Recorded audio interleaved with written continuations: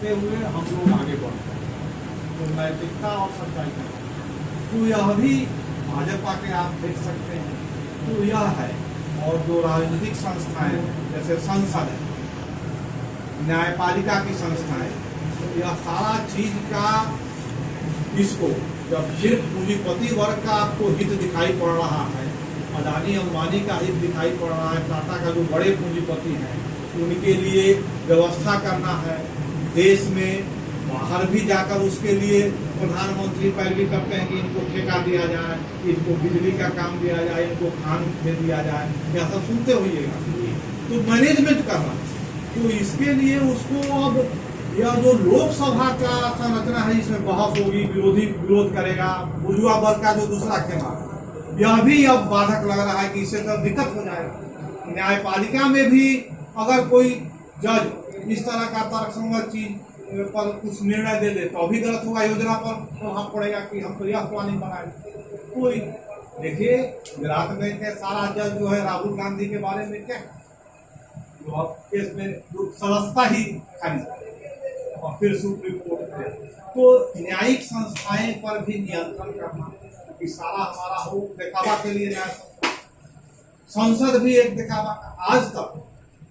बुर्जुआ विपक्ष के किसी नेता को निलंबित नहीं किया गया, उसका काम ही है हल्ला करना जवाब, क्योंकि वह भी आएगा तो मजदूर वर्ग जानता है कि पूंजीपति वर्ग की पार्टी है तो किसका काम करेगा। लेकिन विपक्ष जब हल्ला करता है, जब सत्ता में नहीं है तो बहुत मजबूरी में मजदूर आम जन का भी बात उठाता,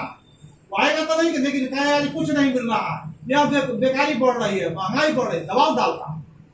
तो यह भी उसको नागवार अब गुजर रहा है कि जैसे मैं चाह रहा हूं पूंजीपति वर्ग की एक छत्र इच्छा चले, माने एकदम आतंकवादी तानाशाही चले, भाजपा का राजनीतिक एकाधिकार चले कि हम हमारे छोड़कर कोई पार्टी है, इसीलिए देता है कि कांग्रेस मुक्त मैं सिर्फ मैं और आराम से पूंजीपति उसके लिए, तो संसद में भी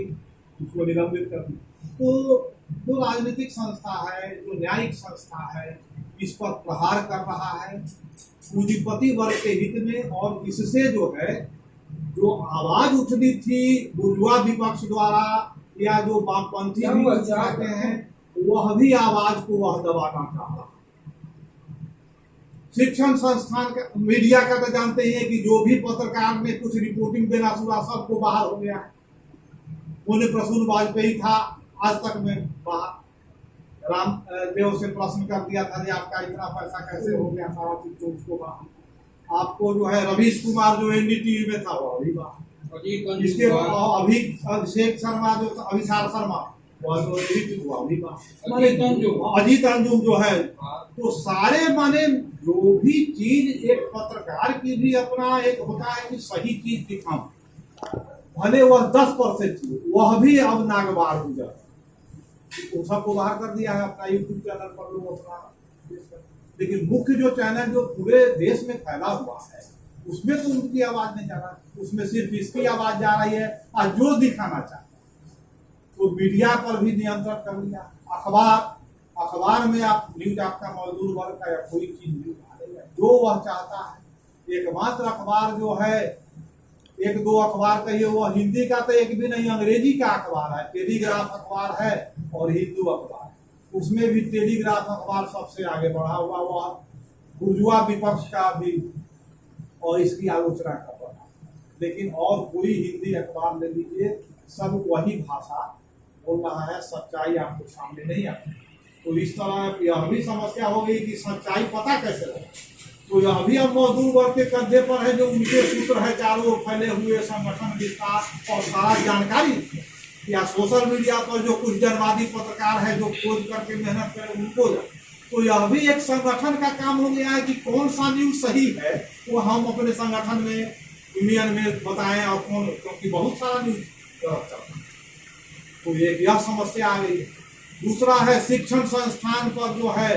वहाँ पर जहाँ पहले जो है तरह तरह के विचार विद्यार्थी है अपना बहस कर रहे हैं, कुछ कर रहे हैं, तो यह वो स्थल था। तो इसके शासन काल में चाहता है कि जितने विश्वविद्यालय हैं, स्कूल है, वह सब जो है सिर्फ मेरी बात का प्रचार हो और पाठ